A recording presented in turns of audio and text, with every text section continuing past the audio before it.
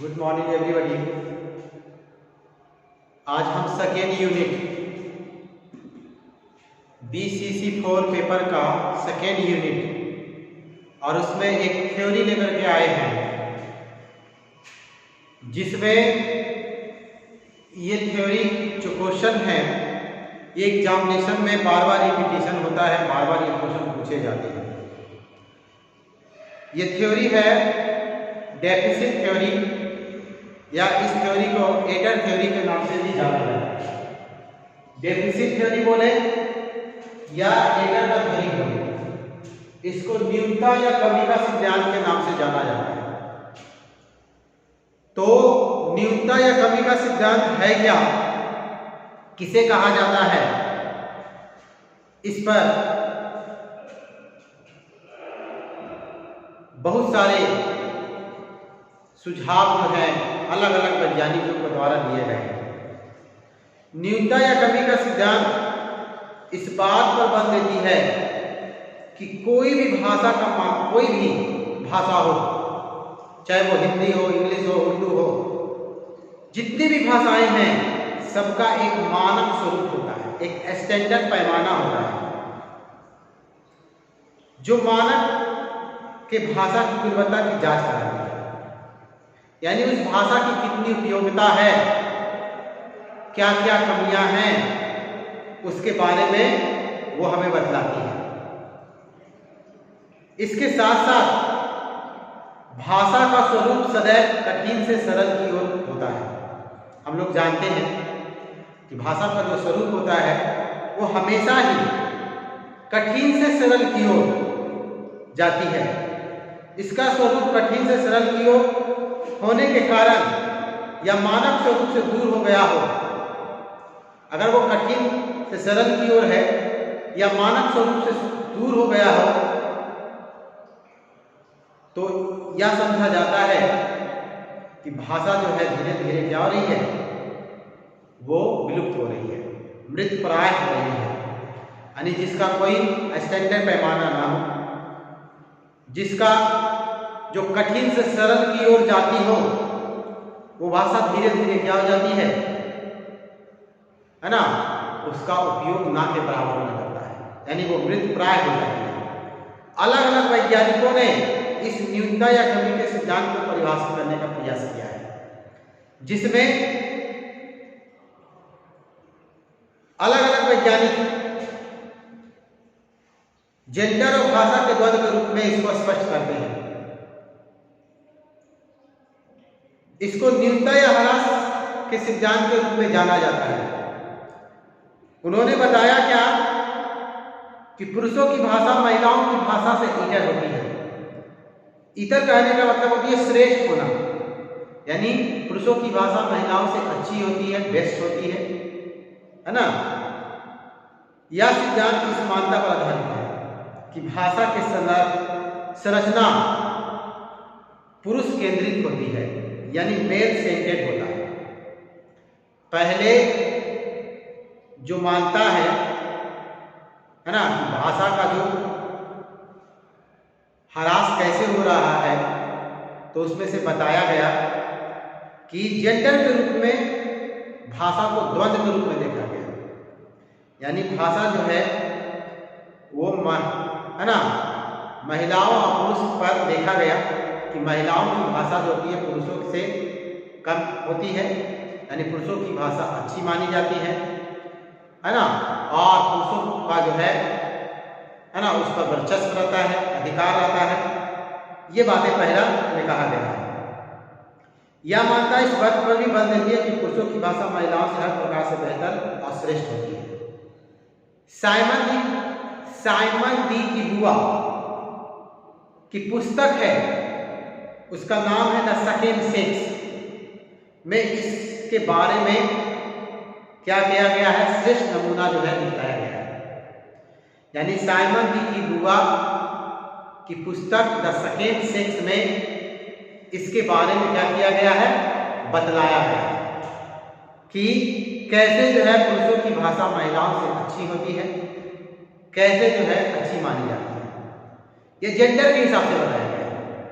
दूसरा बताया गया है आधुनिक भाषा विज्ञान के क्षेत्र में न्यूनता या ह्रास के सिद्धांत का प्रथम नमूना जो है डेनमार्क के एक वैज्ञानिक है, व्याकरणाचार्य हैं जेम्स पर्सन। उन्होंने 1922 ईस्वी में इसके बारे में न्यूनता या ह्रास के सिद्धांत के बारे में बताया है। जेम्स पर्सन महोदय ने बताया कि महिलाओं की बातचीत का पैटर्न खुद महिलाओं से इतर होती है, यानी दो महिलाओं के बीच की भाषा जो होती है वो क्या होती है ना, अलग अलग होती है। ये बातें जो है डेनमार्क के वैज्ञानिक जो हैं जेम्स पर्सन ने 1922 ईस्वी में बताया है। अपने अति महत्वपूर्ण पुस्तक द ग्रामर ऑफ इंग्लिश के चौथे अध्याय में उन्होंने इसके बारे में बताया है। एक शीर्षक है, एक पुस्तक में उन्होंने लिखा है द बॉमेन में इसमें 4 महत्वपूर्ण भाषिक है ना चीजों को जो है रेखांकित किया है ना। तो इस प्रकार से देखते हैं कि महिलाओं की भाषा जो होती है पुरुषों से इतर होती है, खुद महिलाओं की भाषा महिलाओं से क्या होती है, इतर मानी जाती है। अपनी इसी पुस्तक में आगे चल के जेम्स पर्सन ने बताया कि पुरुष की भाषा के प्रयोग में महिलाओं से बेहतर होती है, यानी पुरुष जो होते हैं भाषा के प्रयोग में महिलाओं से बेहतर होते हैं। उन्होंने कहा कि महिलाएं बहुत ही सीमित शब्दों का प्रयोग करती हैं, यानी लिमिट शब्द प्रयोग करती है। यही कारण से उन्होंने बताया कि पुरुषों की भाषा महिलाओं से अच्छी मानती है। उनकी बातचीत के दौरान, यानी महिलाओं की बातचीत के दौरान अगर देखा जाए तो वो nice, just, very, sweet and pretty, ये सारे शब्दों का प्रयोग जो है एडवर्ब के रूप में वो अधिक रूप में करती हुई देखी जाती है। इसके विपरीत यह बात कहना है कि महिलाएं नए शब्दों का विस्तार भी करती हैं। दूसरी अगर देखा जाए तो महिलाएं क्या करती है, नए नए शब्दों का विस्तार भी करती है। आगे चल करके अपनी इसी पुस्तक में उन्होंने यह भी प्रतिपादित किया है कि महिलाएं अपने शब्द प्रयोग में पुरुषों की अपेक्षा अधिक रूढ़िवादी होती है ना।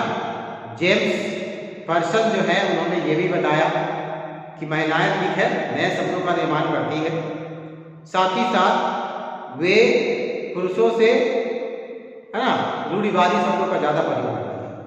अंत में जेम्स पर्सन ने महिलाओं के भाषिक दृष्टिकोण से भाषिक तीव्रता का स्थान पर भाषिक मतता होने की मान्यता की पुष्टि, यानी महिलाओं की भाषा जो होती है पुरुषों की भाषा से इतर होती है, यानी कम है ना कम होती है। उदाहरण के लिए बताया गया कि पुरुषों की भाषा की मानक भाषा एवं महिलाओं की भाषा को गैर मानक भाषा मान लिया जाए। पुरुषों की भाषा अगर है ना स्टैंडर्ड है, महिलाओं की भाषा क्या है, नॉन स्टैंडर्ड है। जेम्स पर्सन के बाद एक अन्य भाषा वैज्ञानिक का नाम रॉबिन डेफार्ट ने भी 1975 ईस्वी में लैंग्वेज एंड वॉमेन प्लेस नामक पुस्तक में अपनी इसी बात को प्रतिपादित किया है। अपनी बात रखते हुए डेफार्ट महोदय ने बताया है कि चूंकि समाज में महिलाओं का स्थान पुरुषों से अपेक्षा निम्नतर यानी निम्नतर आकार में है, यानी एक भाषा के वैज्ञानिक हैं रॉबिन डेफार्ट, उन्होंने बताया कि क्यों जो है पुरुषों की भाषा जो होती है महिलाओं से अच्छी होती है। तो उन्होंने बताया कि समाज में पुरुषों का जो स्थान है महिलाओं से उच्च होता है, यानी महिलाओं को कम आंका जाता है पुरुषों की अपेक्षा, इसलिए भाषा पर भी उसका बात लागू होता है। ये बातें करना है डेफार्ट महोदय है ना। और भाषा का स्वरूप भी निरपेक्ष ना होकर के पुरुष केंद्रित हो जाता है। यही कारण है कि उन्होंने बताया कि भाषा जो होती है वो मेल सेंटेड हो जाता है, पुरुष केंद्रित हो जाती है। उसने उसी पश्चिमी धाराओं पर बल दिया जिसकी शुरुआत जेम्स पर्सन ने दिया। जेम्स पर्सन ने भी इसी बात को बताया जिस प्रकार से है ना डेफार्ट महोदय ने कहा कि पुरुषों की भाषा जो होती है महिलाओं से क्या होती है, बेहतर होती है, अच्छी होती है। रॉबिन डेफार्ट जो कि एक अमेरिकी भाषा वैज्ञानिक है, ने एक महत्वपूर्ण दस्तावेज सन 1973 ईस्वी में लैंग्वेज एंड कॉमन प्लेस नामक पुस्तक में उन्होंने प्रकाशित किया है, जो कि कालांतर में 1975 ईस्वी में एक पुस्तक के रूप में प्रकाशित हुआ। इस पुस्तक के प्रकाशन को भाषा एवं जेंडर के अध्ययन की एक मील का पत्थर के रूप में माना गया है। इस पुस्तक का महत्व इसलिए भी ज्यादा है क्योंकि जेम्स पर्सन के कार्य से इतर या फेमिनिज्म की दूसरी धाराओं से प्रभावित है। इसलिए वास्तविकता में महिलाएं मुक्ति की क्रांति का आगाज अमेरिका में सन 1970 में हुआ था। इसलिए लेपार्ड के विचारों का महत्व बढ़ गया। ठीक है, महिलाओं का समाज में स्थान है ना, क्या माना जाता था? निम्न माना जाता था। पुरुषों को श्रेष्ठ माना जाता था। पुरुषों जो है ना, महिलाएं जो है घर के चार दीवारी में रहती थी, सारे कामकाज पुरुष ही करते थे। तो संभवतः इसका प्रभाव भाषा पर भी स्पष्ट रूप से दिखाई पड़ता। तो लेपार्ड महोदय, रॉबिन लेपार्ड जो हैं, उन्होंने स्पष्ट किया कि जब अमेरिका में 1973 के बाद जो महिलाओं की क्रांति हुई, जिसमें महिलाओं ने भी है ना बढ़ चढ़ करके भाग लिया, तो महिलाओं की भाषा जो है अब क्या होने लगी, पुरुषों की अपेक्षा बराबर होने लगी। लेकिन लेपार्ड के अनुसार महिलाएं समाज में हाशिए पर थी, इसलिए भाषिक रूप से उसकी मजबूती नहीं पाई जाती। उन्होंने ये बताया है। उन्होंने बताया कि महिलाएं जो है वो केवल सीमित चीजों का ही प्रयोग करती थी। यही कारण से उनका भाषा पर पकड़ बहुत कम था। भाषा जो थी वो पुरुष केंद्रित था। और जिस समय पूरी दुनिया में